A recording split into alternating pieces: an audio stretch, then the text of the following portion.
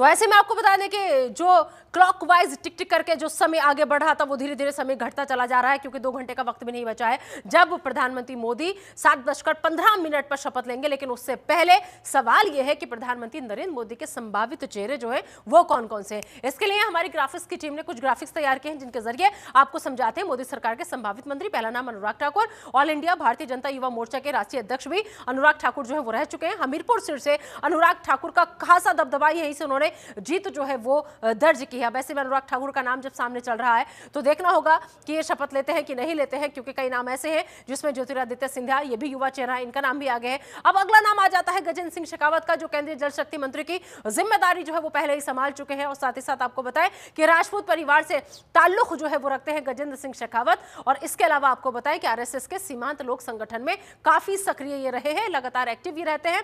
और गजेंद्र सिंह शेखावत ने जोधपुर लोकसभा सीट से जीत जो है वो दर्ज की है। तो मोदी सरकार के संभावित मंत्री, केंद्रीय जल शक्ति मंत्री की जिम्मेदारी गजेंद्र सिंह शेखावत संभाल चुके हैं। आज भी जब वो मीडिया के सामने आए तो साथ साथ कहते हुए नजर आए कि आगे जो हमारा फोकस है वो है मोदी के संकल्प को पूरा करना और मोदी के संकल्प के साथ आगे बढ़ना।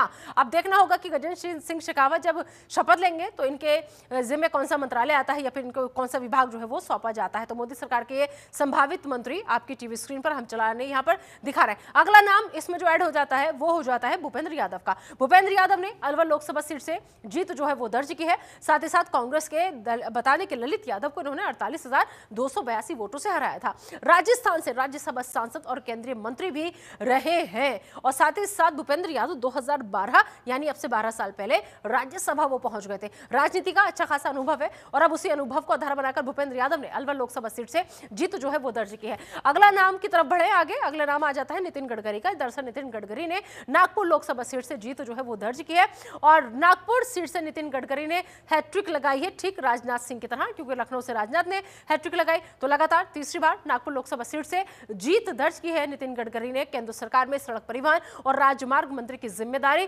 फिलहाल ये संभाल चुके हैं और ये जिम्मेदारी बहुत अच्छे से उन्होंने संभाली है, लगातार इनकी तारीफ हुई। अगले नाम की तरफ बढ़ते हैं, वो नाम आता है ओम बिरला का। ओम बिरला को आपने और हमने अभी तक एज ए स्पीकर सुना है, लोकसभा स्पीकर रहे हैं ओम बिरला जब हम इनको सुनते थे लोकसभा में। और इसके बाद आपको पता है इन्होंने भी जीत दर्ज की है। 2003 से 2014 तक कोटा दक्षिण विधानसभा से ये विधायक रहे हैं। तो ओम बिरला ने कोटा लोकसभा सीट से अब सांसद के तौर पर भी जीत जो है वो दर्ज की है। तो लोकसभा स्पीकर ओम बिरला का नाम भी आगे संभावित मंत्री की सूची में चल रहा है।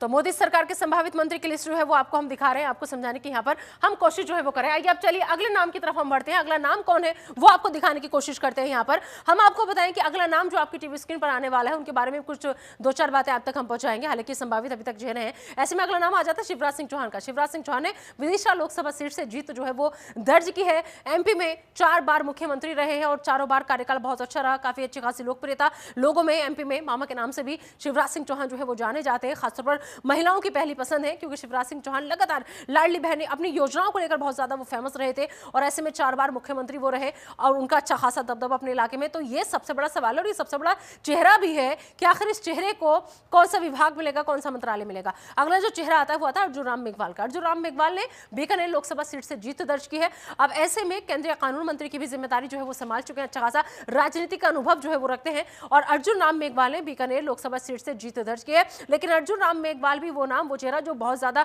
करीबी आला कमान के माना जाता है। और आगे बढ़े युवा चेहरा ज्योतिरादित्य सिंधिया, इन्होंने गुना शिवपुरी लोकसभा सीट से जीत दर्ज की। सिंधिया राजघराने परिवार से ताल्लुक जो है वो रखते हैं और साथ ही साथ आपको बता दें कि नागरिक उड्डयन मंत्री पद की जिम्मेदारी भी सिंधिया संभाल चुके हैं। ऐसे में हो सकता है कोई अहम जिम्मेदारी इनको दी जाए। 11 मार्च 2020 वो साल जब इन्होंने कांग्रेस को अलविदा कहकर बीजेपी का दामन थाम लिया था। अब चलिए आगे बढ़ते हैं और नया नाम आपके सामने वो है राजनाथ सिंह का। हालांकि ये नाम और ये चेहरा किसी परिचय का मोहताज नहीं है। लखनऊ लोकसभा से सीट पे जीत दर्ज की। राजनाथ सिंह ने जीत की हैट्रिक जो है वो लगाई, क्योंकि तीसरी बार फिर से लखनऊ की जनता ने राजनाथ पर भरोसा जताया। राजनाथ सिंह ने जीत की हैट्रिक लगाई। अब देखना होगा कि राजनाथ सिंह के पास क्या रहता है, क्योंकि प्रधानमंत्री मोदी के बेहद करीबी राजनाथ सिंह जो है वो माने जाते हैं। चलिए अगला नाम है शांभवी चौधरी का। ये वो नाम जो सबसे कम उम्र का नाम है। समस्तीपुर से इन्होंने चुनाव लड़ा और शांभवी पासी समाज से ताल्लुक जो है वो रखती है। इस समाज से इनके वोट बैंक पर खासा असर पड़ा। सबसे कम उम्र जिसका जिक्र हम कर रहे थे, सबसे कम उम्र की ये सांसद बनी है।